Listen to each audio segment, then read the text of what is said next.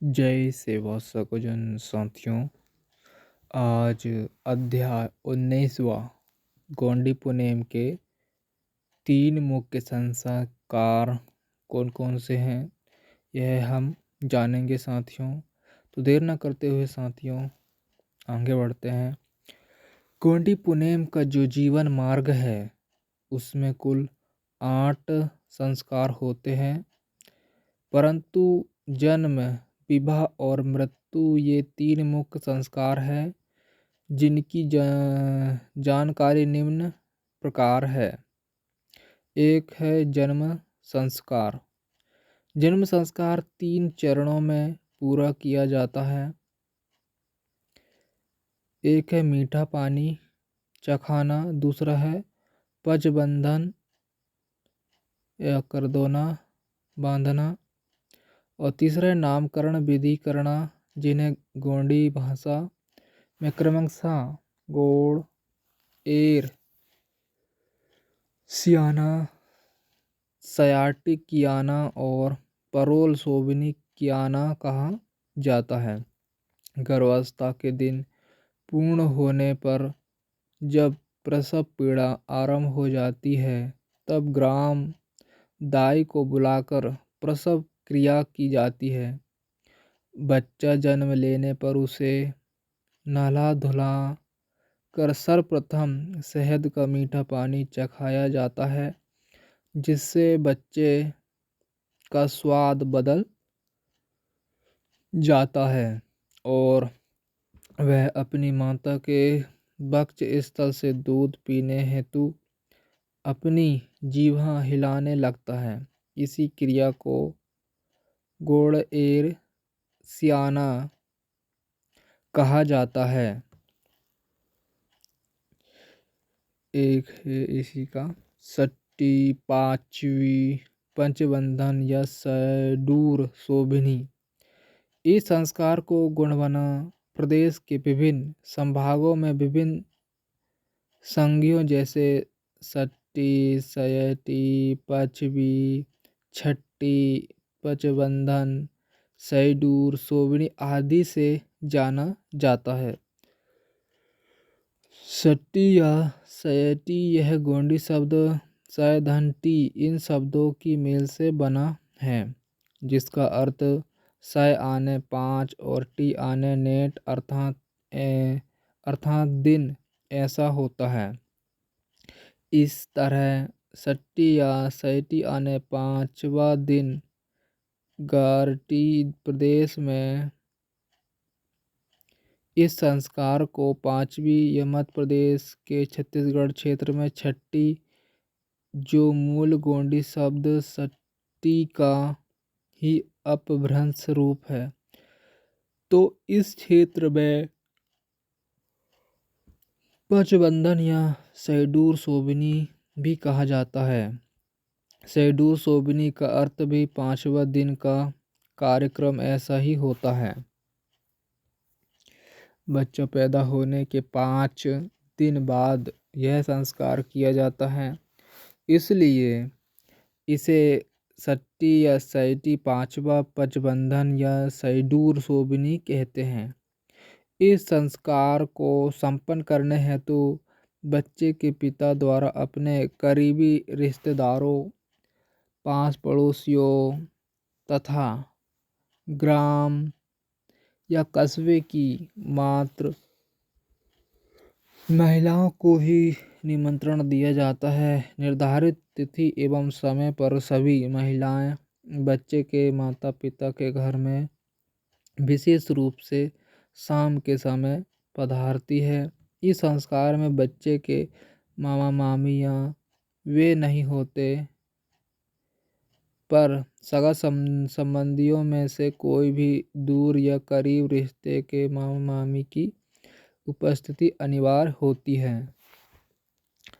बच्चे को माता की गोद में विशेष रूप से पूरब की ओर मुँह करके बिठाया जाता है।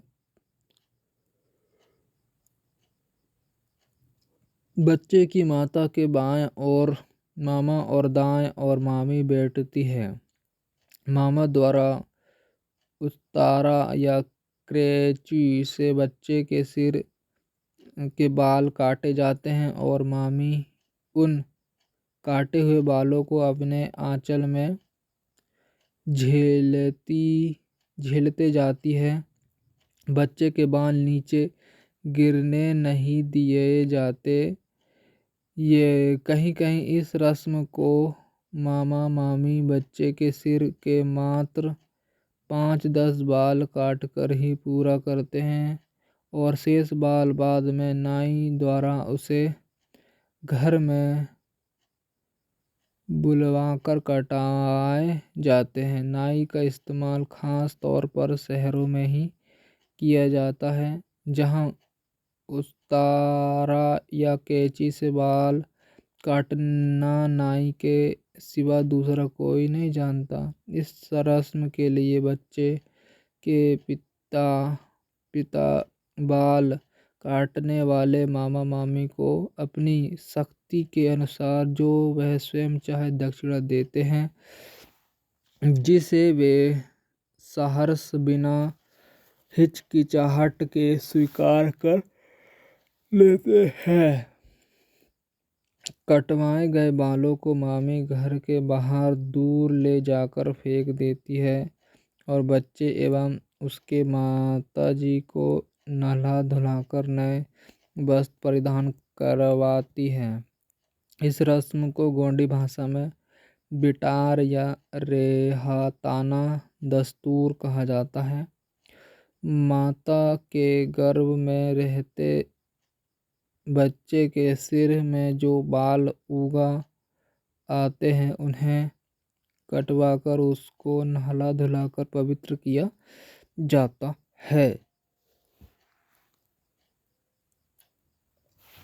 तत्पश्चात ग्राम माताओं द्वारा बच्चे के कमर में धागा समुदाय के 5 पंचों की ओर से 5 सरी युक्त 5 गांठ वाला रेशमी धागा का बंधन कमर दोरा बांधा जाता है।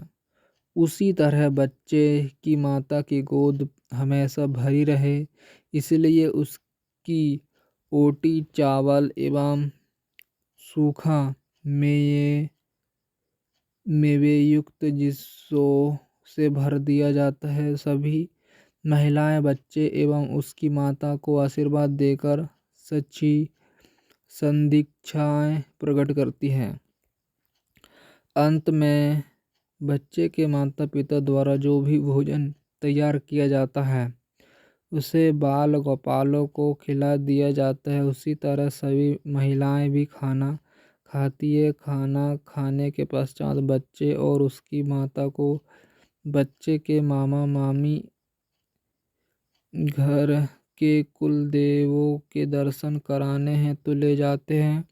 इस तरह 5वीं या पंचबंधन संस्कार के बाद उस घर के लोग अपने देवी देवताओं के दर्शन एवं सगा समाज के अन्य लोगों के साथ उठना बैठना तथा खाना पीना करने के लिए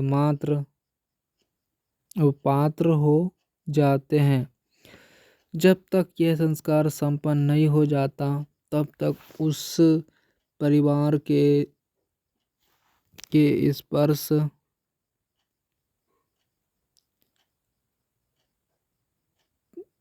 इस पर सगा समाज के देवी देवताओं का दर्शन और सगा संबंधियों के साथ खाना पीना नहीं करते। इस संस्कार के पूर्व बच्चा केवल माता के ही संपर्क में रहता है, जो बाद में परिवारजनों, सगा जनों और अन्य के भी संपर्क में धीमे धीमे आने लगता है।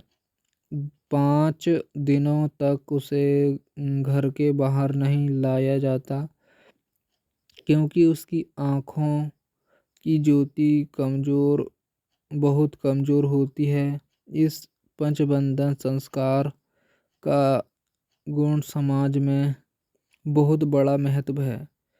इस संस्कार में जो कमर में 5 संयुक्त 5 गांठ वाला बंधन बांधा जाता है, उसे मरते दम तक नहीं तोड़ा जाता। यदि टूट भी गया तो दूसरा नया बांध दिया जाता है।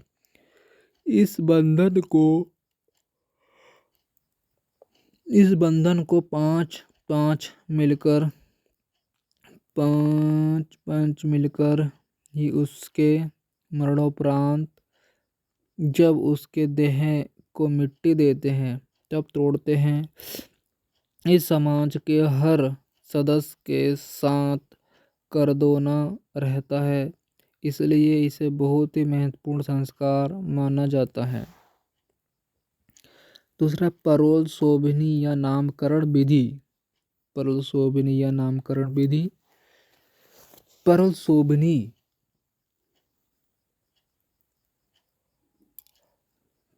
शोभनी आने नामकरण विधि संस्कार, जिसे बच्चा 12 दिनों का हो जाने पर या उसके पश्चात 1.25 माह तक कभी भी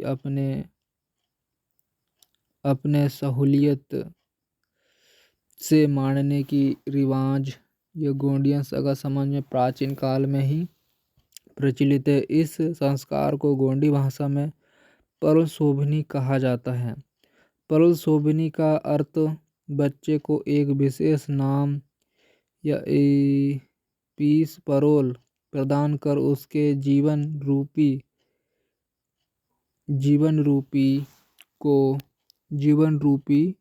काया को सुशोभित करना ऐसा होता है। इस संस्कार से बच्चा अपने साथ सगा सामुदायिक धर्म एवं कुल के अनुसार रखे गए नाम या संज्ञा से जाना जाता है। उसी तरह गोंडिया सगा समुदाय में ऐसी भी मानता है कि जब तक यह संस्कार संपन्न नहीं होता तब तक बच्चे को पालने में रखा या सुलाया नहीं जाता। इसी संस्कार के पश्चात उसे पालने में रखा या सुलाया जाता है। अद्यापि इस संस्कार को संपन्न कराने हेतु सभी सगा संबंधियों एवं दोस्त भाइयों को आमंत्रित किया जाता है, परंतु बच्चे के मामा मामी या बच्चे की माता के मैके वाले व्यक्ति एवं महिलाओं का ही प्रमुखता से जरूरत होती है। बच्चे एवं माता को नहला धुलाकर नए वस्त्र परिधान कराने के पश्चात बच्चे को पलने में सुलाने का रस्म होता है। लोग अपनी हैसियत के अनुसार पलना बनाकर उसे सजाते हैं। पलने के दोनों बगल में महिलाएं खड़ी हो जाती हैं। सर्वप्रथम चटनी पीसने का पत्थर, जिसे गोंडी में बरूटा कहते हैं, को एक बगल वाली महिलाएं अपने हाथों में पकड़ती है और पलने के ऊपर से दूसरे बालक में बगल में खड़ी महिलाओं के हाथों में लिंगोना एता अर्थात लिंगो को लीजिए ऐसा कहकर देती है और दूसरी बगल वाली महिलाएं उसे लिंगोन सीम आने लिंगो को दीजिए ऐसा कहकर लेती हैं। बाद में वे पहले के पलने के नीचे से जंगोन एता आने जंगों को लीजिए ऐसा कहकर पहली बगल वाली महिलाओं के हाथों में देती है और ये जंगोन सिम आने जंगों को लीजिए ऐसा कहकर ले लेती है। इस तरह शंभु एता शंभु सीम, गौरा एता गौरा सीम, रावण तूने एता रावण तून सीम, गौरा एता गौरा सीम, रावेन तून एता रावेन तून सीम मंदोदरीन एता मंदोदरीन सीम भीमान एता भीमान सीम बावन एता बावन सीम आयान एता आयन सीम रायतन एता रायतान सीम पेनतून एता पेनतून सीम। ऐसा कहकर 5 बार ऐसे ही ऊपर नीचे से लेने देने की क्रिया करने के बाद उसे पलने में रखती है और टीका लगाकर उसे पलने के बाहर यथा स्थान पर रख देती है। बाद में बच्चे की मामी बच्चे को उसके माता की गोद से उठाकर पलने में सुलाती है और दोनों बगल में खड़ी महिलाएं उसे गीत गा गा कर सुलाती है। बच्चे की माँ बच्चे के कान के पास अपना मुंह ले जाकर जिस नाम से उसे संबोधित करना है उस नाम से पुकारती है। उस नाम को सुनकर सभी महिलाएं एवं बच्चे तालियां बजाती हैं। पलने में डालने का यह जो रस्म है इसे गोंडी भाषा में उकाड़ते वाटिना ने कहते हैं और विशेष नाम से अलंकृत करने के रस्म को परोल सोबनी कहते हैं। बच्चे का नाम किस शब्द में रखना चाहिए ऐसा कोई नियम नहीं है, परंतु प्राचीन काल में भूमिका कोरी मिट्टी की जल से भरी परई में एक शब्द का उच्चारण कर चावल के दाना माता पिता के हाथों में डालने के लिए कहता था। जिस अक्षर के उच्चारण से चावल के दाने जुड़ जाते थे उसी अक्षर से नाम रखा जाता था और वे नाम भी अपने सगा पुरखों की जन सामुदायिक रीति नीति कुल धर्म आदि के अनुरूप ही हुआ करते थे। किंतु यह रिवाज भी आजकल मिटते जा रहा है। कोई पंचांग देखकर ग्रह तारों के स्थिति के अनुसार नाम रखते हैं, किंतु वह भी उचित नहीं है। माता पिता के मन मस्तिष्क युक्त पंच तन मंत्रों से जो अक्षर उचित जान पड़ता है उसी अक्षर से अपने कुल धर्म के अनुसार ही नाम रखे जाने चाहिए, क्योंकि इस तन मंत्र और 5 ज्ञानेंद्रियों से युक्त मन मस्तिष्क से रखे गए नाम को ही 5 पंचों का आशीर्वाद प्राप्त हुआ तो पंचांग नाम हो जाता है। इस तरह गौड़ समाज में किसी ब्राह्मण के हाथों से पंचांग देखकर नाम रखने का कोई रिवाज नहीं है। नाम रखने के पश्चात आटा या पीसी हल्दी से चौकार लिखकर उस पर चौरंग पाट रखकर उसमें बच्चे की माता को बिठाया जाता है। महिलाएं उसे वाचल के अक्षितों से चाड़ के अक्षितों से टीका लगाती है और उसकी ओटी भरती है, अर्थात यह रस्म मैके की महिला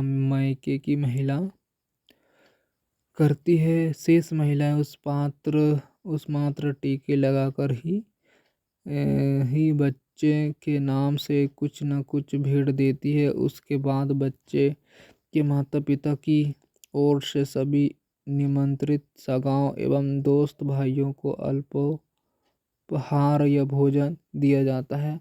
अंत में सभी लोग बच्चे को आशीर्वाद देकर अपने अपने घर लौट जाते हैं।